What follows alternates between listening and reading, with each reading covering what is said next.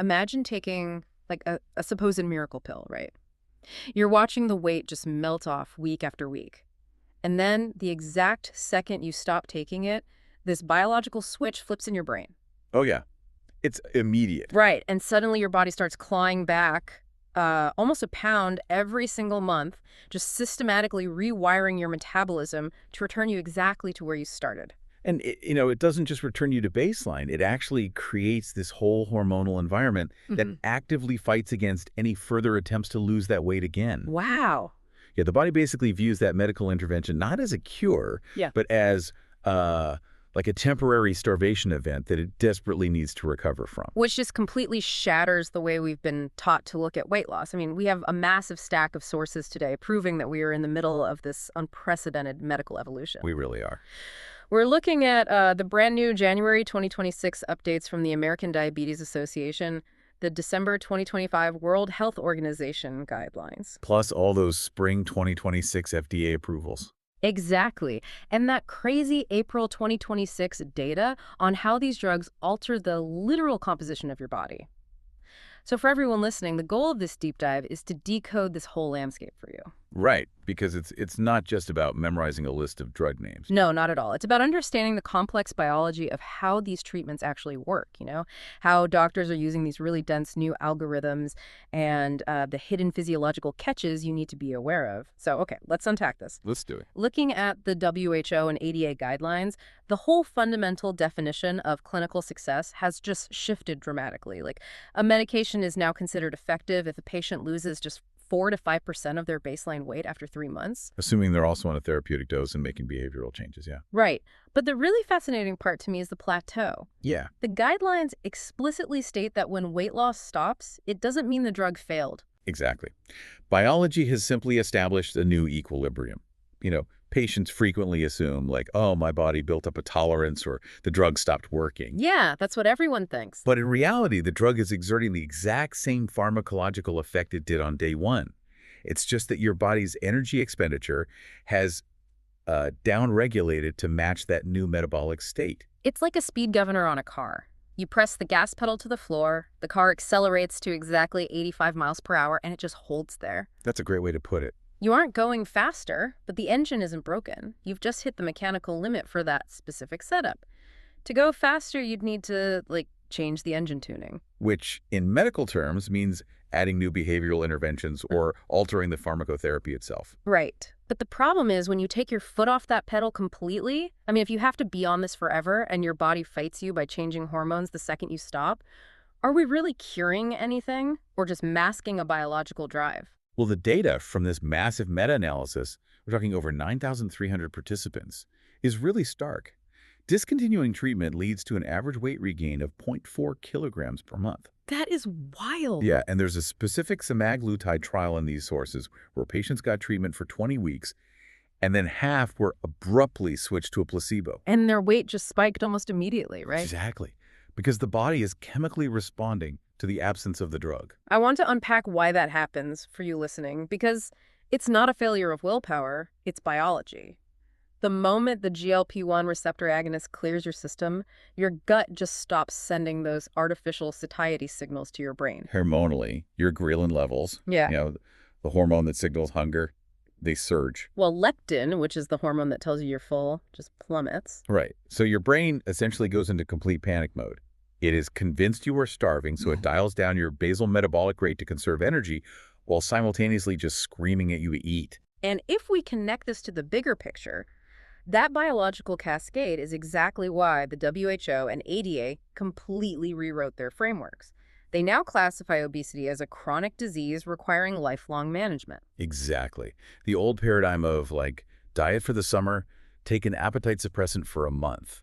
That is scientifically obsolete now. We manage high blood pressure indefinitely with a daily beta blocker, right? Right. Because the underlying pathology is still there. Right. And the medical consensus now dictates we have to treat obesity with that exact same chronic framework. Okay, so if we are committing to lifelong management, picking the right intervention is huge. The clinical sources provide this incredibly complex decision-making algorithm to help doctors navigate who gets what. And GLP-1 based therapies are definitely the preferred first-line choice. Mhm. But looking at the head-to-head data, they're absolutely not a monolith. No, they're not. Like Tirzepatide is pulling some staggering numbers. In a 72-week trial, patients on the maximally tolerated dose of Tirzepatide saw a mean weight reduction of 22.8 kilograms. Which is massive, especially when you compare that to 15.0 kilograms for the maximally tolerated dose of semaglutide. That's a huge difference. Why is Tirzepatide so much more effective for pure weight loss? It comes down to its mechanism of action. It's a dual agonist. So it doesn't just mimic GLP-1, it also mimics GIP, which is another naturally occurring incretin hormone. Ah, Okay, so by agonizing both of those receptors simultaneously in the brain and the pancreas, it creates this synergistic effect. It more potently suppresses appetite and regulates insulin. making it the heavyweight champion for weight loss right now, especially for patients without cardiovascular disease. And the algorithm prefers it for patients with comorbid obstructive sleep apnea, too. Which makes total biological sense. When you reduce that much visceral adipose tissue especially the fat pads around the neck and airway, You physically reduce the mechanical obstruction that causes the sleep apnea to begin with. exactly. But looking at the semaglutide branch of the algorithm, you might wonder why doctors would prescribe it if tirzepatide drops more weight. Right. It's like a video game skill tree. You have to balance your goal against the patient's existing stats. Yeah. And for semaglutide, the major stat is established cardiovascular disease. Yes, subcutaneous semaglutide at the 2.4 milligram dose actually improves cardiovascular outcomes in patients who already have atherosclerotic cardiovascular disease. And that's independent of the weight they lose. Independent of the weight, how does that work? The mechanism extends beyond just fat reduction. GLP-1 receptors are present all throughout the cardiovascular system, including the endothelium. That's the intercellular lining of your blood vessels, right? And agonizing those specific receptors appears to reduce inflammation, improve vascular function, and even stabilize arterial plaque. Wow. So we are treating the specific downstream comorbidity by leveraging the systemic vascular effects, not just looking at the scale. Exactly. The level of customization now is really unprecedented. And pharmaceutical companies are just constantly tweaking these mechanisms, trying to push the limits. Like just in March 2026, the FDA approved a massive 7.2 milligram subcutaneous dose of semaglutide. They basically tripled the previous standard dose. Yeah. And a randomized trial of 1,400 participants showed about a 3% greater weight loss over 72 weeks compared to the 2.4 milligram dose. But that extra 3% comes with a pretty steep biological cost. Right, the side effects. Significantly higher rates of gastrointestinal distress and dysesthesia. Can you explain what dysesthesia actually is? It's a particularly distressing side effect for patients. It's an abnormal, really uncomfortable sensation in the skin. People often describe it as a burning, tingling, or crawling feeling. Oh, that sounds awful. It is. It happens because these drugs can occasionally cause misfiring in the peripheral sensory nerves. So when you push a dosage that high just to squeeze out a few extra pounds, you increase the systemic concentration of the drug. Which just increases the likelihood of those off-target neurological effects. Exactly. And then, just a month later, in April 2026, the FDA approved orforglipron, which completely changes the administration game. Because up until now, these were mostly injectable peptides. Right. And peptides are essentially small proteins, so if you try to swallow them in a normal pill, your stomach acid and digestive enzymes just shred them into useless amino acids before they ever reach your blood. Right, but orforglipron is a daily, oral, non-peptide small molecule. So because it has a totally different chemical structure, it survives the hostile environment of the digestive tract, gets absorbed into the blood, and binds to the exact same GLP-1 receptors in the brain as the injectables. And honestly, the convenience of a pill over a weekly injection is a massive victory for patient compliance. Definitely.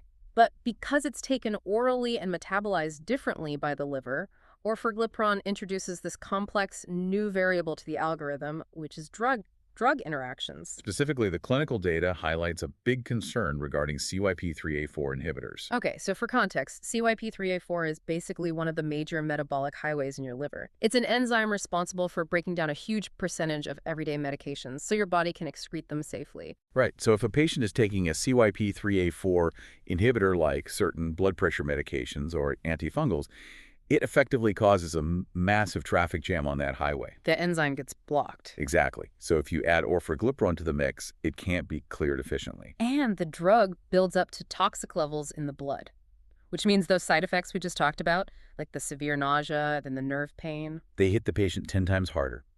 Navigating those enzymatic traffic jams is precisely why the prescribing algorithms are getting so incredibly dense. Well, here's where it gets really interesting.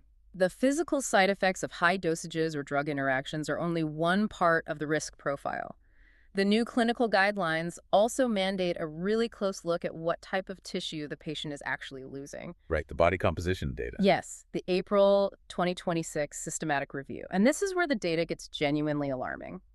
When people lose weight on GLP-1 agents, almost 35% of that weight loss is attributable to reductions in muscle mass. Which is high, because the standard medical benchmark for expected muscle loss during any significant weight reduction is only about 25%. Right, and over 2/3 of the GLP-1 studies showed muscle loss far exceeding that standard benchmark. Why does the human body make that choice? Well, think about it. When you are on a GLP-1, you are in a profound chemically induced caloric deficit. Your body needs energy to survive. Ideally, it taps into the fat stores, right? Like the body's primary pantry. Ideally, yes. Ah. But converting fat into usable energy is this complex oxygen-dependent metabolic process. It takes time. So when the caloric deficit is too extreme or happening too fast, the body looks for a quicker, more accessible fuel source. It starts burning the furniture to heat the house. Exactly. It breaks down skeletal muscle tissue because it's biologically easier to convert those amino acids into immediate glucose. So wait, if I lose 50 pounds, but over 17 pounds of that was my actual functional muscle, aren't I technically just becoming a smaller, potentially frailer version of myself? How is that an overall health win? This raises such an important question about the quality of weight loss versus the quantity. For an older adult, losing that much lean mass destroys their resting metabolic rate. And it weakens their bone density, right? Right, drastically increasing their risk of falls and fractures, which is why the guidelines now heavily focus on continuing behavioral and physical therapy alongside the drug. You have to pair it with aggressive resistance training and elevated protein intake to mechanically and nutritionally signal the body to preserve that skeletal muscle. You have to force the metabolism to rely solely on the fat pantry rather than cannibalizing the structural furniture. Exactly. You can't just prescribe the drug in isolation anymore. But, before a patient can even start worrying about their protein intake on a GLP-1, they have to navigate the very first branch of the prescribing algorithm. The financial branch. Yes. Looking at this flowchart, the very first question isn't even about biology. It's not about heart disease or sleep apnea or muscle preservation. The first branch asks, is cost a major consideration? Because there are no generic GLP-1s available? Right. And if a patient's insurance won't cover it or they can't afford it out of pocket, the entire biological decision tree we just discussed goes completely out the window. That financial barrier forces clinicians to look at alternative agents. Or if there are medical contraindications too, right? Like a personal or family history of medullary thyroid cancer or multiple endocrine neoplasia syndrome type 2. Yes. In those cases, the algorithm directs us to a completely different class of drugs that rely on entirely different biological mechanisms. So looking at the alternative branch for patients who can't take GLP-1s, the next most effective option on the list is phentermine topiramate. Which is definitely not a GLP-1. No. Phentermine is basically a stimulant that amps up your central nervous system to suppress appetite. And topiramate is actually an anti-seizure medication that just happens to cause weight loss as a side effect. Right, and combining them introduces a whole new host of neurological risks. You're actively altering brain chemistry. So doctors have to monitor for depression, cognitive fogginess, even suicidal ideation. And the physiological monitoring for that combination is incredibly rigorous too. Topiramate acts as a carbonic anhydrase inhibitor. Okay, what does that mean in plain English? Well, carbonic anhydrase is an enzyme that helps regulate the delicate acid-base balance in your blood and kidneys. When you inhibit it, your kidneys dump too much bicarbonate, which is a base, into your urine. Ah, so without enough base to neutralize the normal acids in your bloodstream, your blood actually becomes too acidic. Exactly. It's a dangerous condition called hyperchloremic non-anion gap metabolic acidosis. So doctors have to constantly measure their serum electrolytes and creatinine levels to make sure they aren't literally turning their patient's blood acidic. On top of that, the phentermine acts like a localized adrenaline drip. It elevates the resting heart rate and blood pressure. Which means you absolutely cannot prescribe it to anyone with established cardiovascular disease or uncontrolled hypertension. Right, so if you have a patient with heart disease and they can't take or afford a GLP-1, the ultimate fallback, according to the algorithm, is orlistat. Orlistat, which is a legacy medication from an entirely different era of obesity medicine. It doesn't act on the brain or hormonal satiety signals at all, does it? No, it simply blocks the enzyme gastric lipase in your intestines. Physically preventing your body from absorbing about a third of the dietary fat you consume. Right, but that unabsorbed fat then has to exit the body through the digestive tract. Which leads to gastrointestinal side effects that, honestly, many patients find completely intolerable for daily life. It's really difficult for compliance. It's basically a tale of two medical systems clearly mapped out on a flowchart. If you have the right insurance coverage, you get a state-of-the-art dual agonist that can safely drop 22 kilograms and clear up your sleep apnea. And if you don't, you get a decades-old pill that barely moves the needle on the scale and keeps you tied to a bathroom. Yeah, it's wild. But the December 2025 WHO guidelines actually included an explicit call discussing this, right?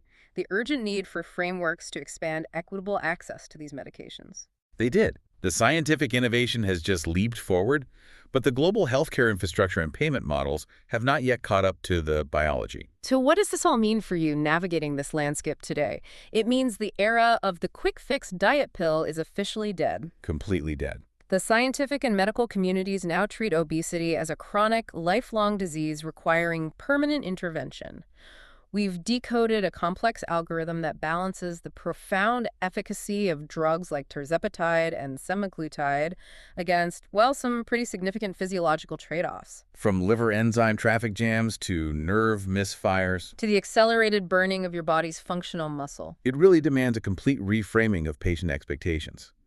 We possess pharmaceutical tools of unprecedented power that can alter deep-seated hormonal pathways. But utilizing them requires diligent, lifelong management. You aren't just taking a medication to hit a number on a scale. No, you are committing to a systemic metabolic overhaul that requires constant behavioral and physical maintenance to preserve your overall health. And looking at the sheer biological dependency these drugs create, there's a bigger picture to consider. We know that stopping these medications guarantees a hormonal surge that forces a zero 0.4 kilogram per month rebound, actively rewiring the body to store fat. Right. We also know from the April 2026 data that these medications disproportionately strip away functional muscle mass if they aren't aggressively countered with resistance training. Which forces us to ask, what happens to the human infrastructure in the long term when millions of people are subjected to these immense physiological shifts? Exactly. Imagine a scenario decades from now. A massive percentage of the global population has lost a significant amount of weight, but also a significant amount of their baseline skeletal muscle. Yeah. Their metabolic rate is entirely dependent on a continuous, uninterrupted pharmaceutical supply chain just to avoid rapid, uncontrollable weight regain. What happens to the actual physical resilience of that population if that specific supply chain ever breaks? We aren't just treating a condition anymore. We are fundamentally engineering a new biological baseline for humanity. It's something for you to think about.